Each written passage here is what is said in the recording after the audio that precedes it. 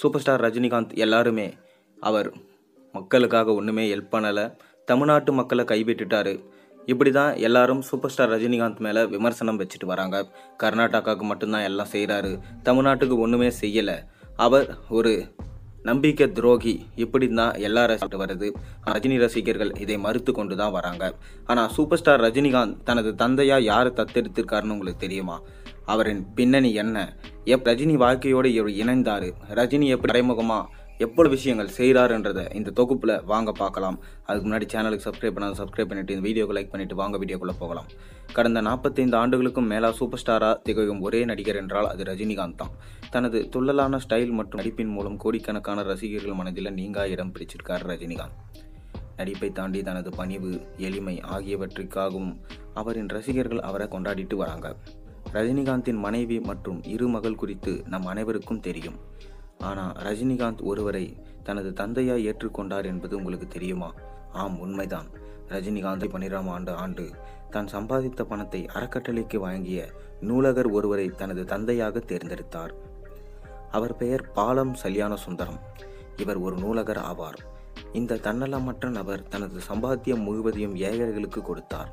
தனது 30 ஆண்டுகால சேவையில் கல்யாண சுந்தரம் தனது முழு பணத்தையும் தொண்டு நிறுவனங்களுக்கு வழங்கினார்.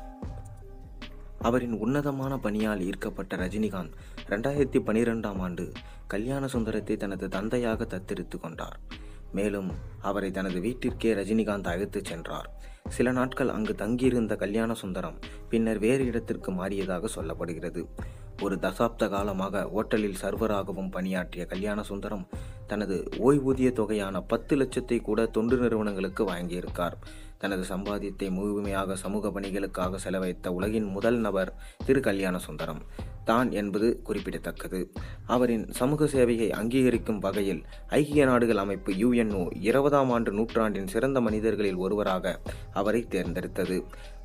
மேலும் சூப்பர் ஸ்டார் ரஜினிகாந்த் இவரை தந்தையாக தேர்ந்தெடுத்தது முதலே மறைமுகமாக அனைவருக்கும் உதவிகள் செய்து கொண்டுதான் வருகிறார். அவர் மூலமாக தான் உதவி செய்கிறேன் என்று தெரியாத அளவுக்கு சூப்பர் ஸ்டார் ரஜினிகாந்த் மற்றவர்களுக்கு உதவி செய்கிறாராம். அதை இப்போதுதான் இந்த ரகசியத்தை அவர் பேட்டியில் சொல்லியிருக்கிறார். மேலும் சூப்பர் ஸ்டார் ரஜினிகாந்த் இந்த அளவுக்கு நல்ல மனுஷரா என்று தற்போது ரசிகர்கள் அனைவரும் பாராட்டத் தொடங்கி இருக்கிறார்கள். மேலும் ரஜினிகாந்த் நடிப்பில் TJ ஞானவேல் இயக்கத்தில் உருவாகியுள்ள வேட்டையன் படம் இந்த ஆண்டு தீபாவளிக்கு வெளியாக இருக்கு.